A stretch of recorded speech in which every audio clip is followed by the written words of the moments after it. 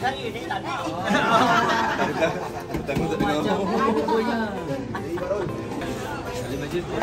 Dan hari ini pula, di tengah hari ini saya berada bersama dengan pihak Majlis Bandaraya Melaka Bersejarah. Hari ini dalam CSR sempena dengan Wakil Rakyat untuk Rakyat Dun Sungai Udang, MBMB berbesar hati membantu kepada 3 buah rumah dalam program Melaka Bandaraya Sejahtera. 3 buah rumah ini melibatkan 3 jabatan dalam MBMB sendiri.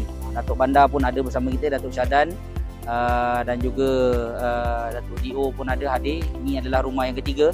Kita bantu mereka bagi peti sejuk baru, dan juga kita repairkan, kita cat. Macam di rumah yang ada di kampung ni, kita bagi dia zinc yang baru. Jadi ini adalah antara perkara yang pihak PBT lakukan.